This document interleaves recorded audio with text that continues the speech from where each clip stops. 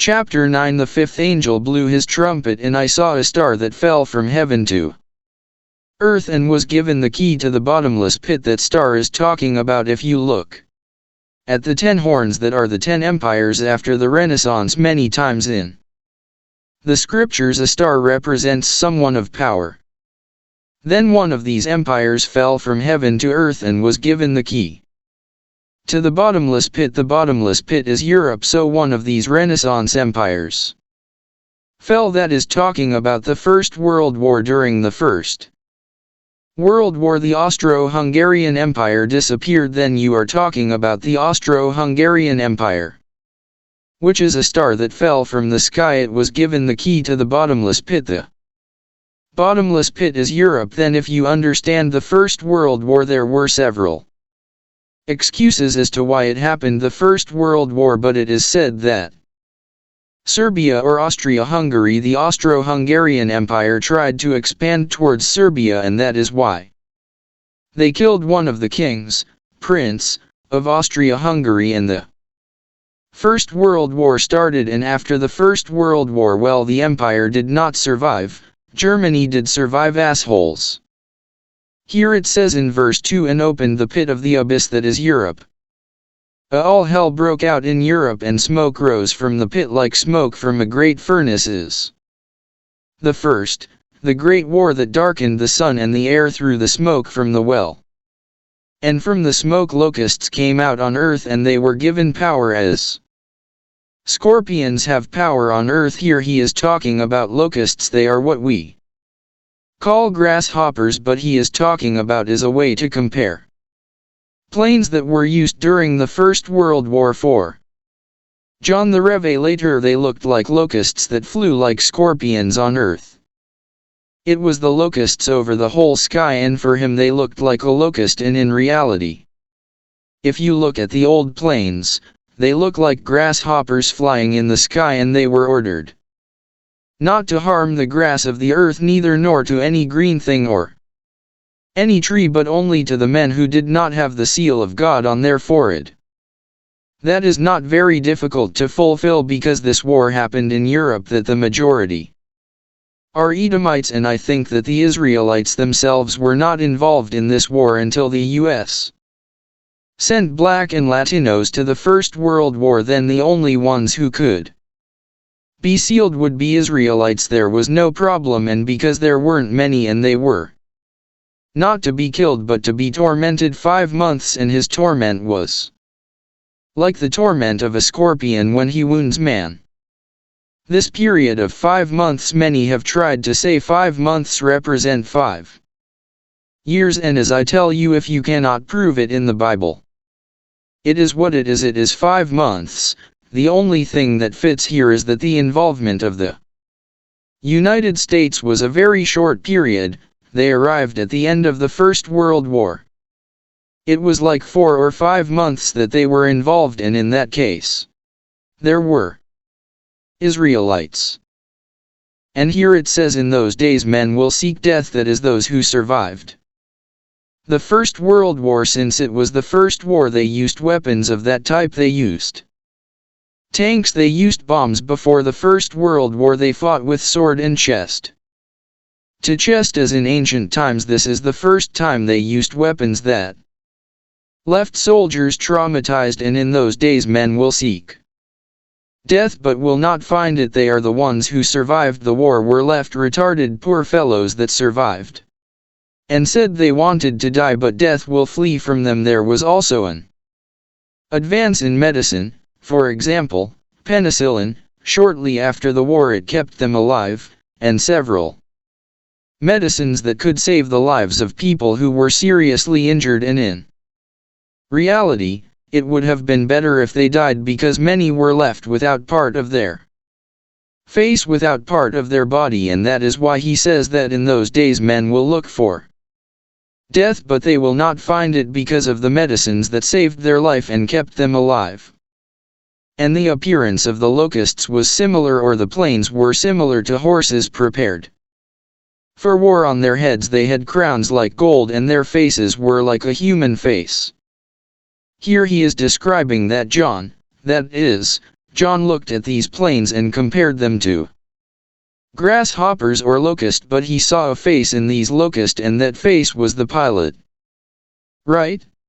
The pilot who drove these airplanes from the First World War, and here it says that they had hair like women's hair. During the First World War there was no protection against the air that is in today's airplanes. Then many of the pilots would wear a cloth, and the cloth would hang down like a woman's hair, and also many of the soldiers at that time wore a cap or hat that seems to have suspenders like women's hair. These two things fit this description, but the men who were piloting the planes had hair like women's hair because a scarf that fell from their neck, and it looked like a woman's hair, and it hung down. With the air it fluttered like a woman's hair, and its teeth were like those of lions. And the interesting thing about this is that the planes of the First World War, many painted a little face on the front like you can see in the images, and many times they were faces of lions. They painted little teeth on the plane and they looked like lions. They had breastplates like iron breastplates, and the noise of their wings was like the noise of many cars and horses running to battle. The planes that were made were very noisy. They are like old cars. They made a tremendous noise. They did not have good mufflers.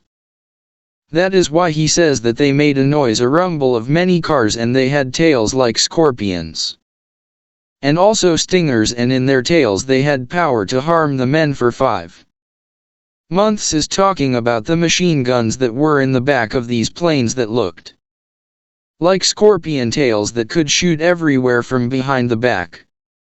See, those who were with the planes had a pilot, and there was a dude behind shooting bullets. That's why he says that the tail was like a scorpion. It stinged with its tail because behind all the planes is where they shot, and they had the angel of the abyss as king over them, whose name in Hebrew is Abaddon and in Greek Apollyon. Many say that this is the leader of the German Empire, Kaiser Wilhelm, at that time, and it may be because although the Austro-Hungarian Empire started the war, the one that really planned the whole war was the German Empire.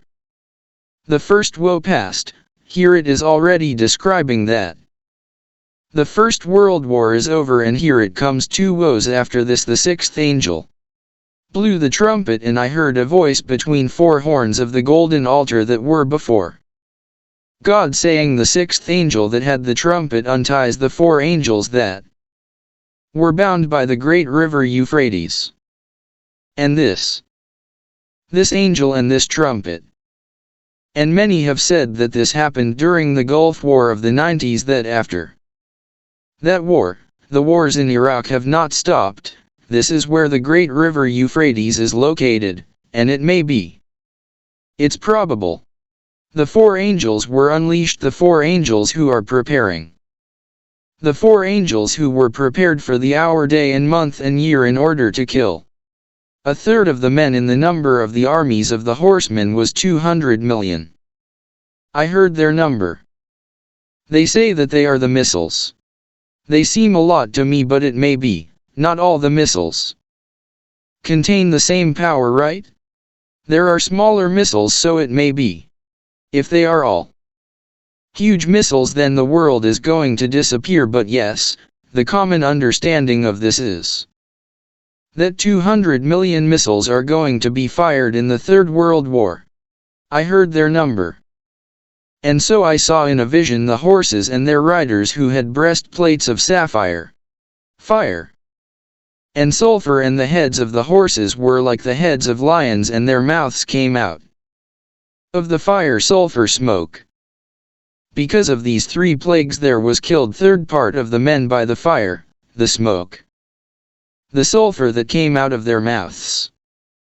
Because the power of the horses was in their mouths and in their tails, because their tails, similar to snakes, and as I say here, I jumped from where the fight ends. First World War.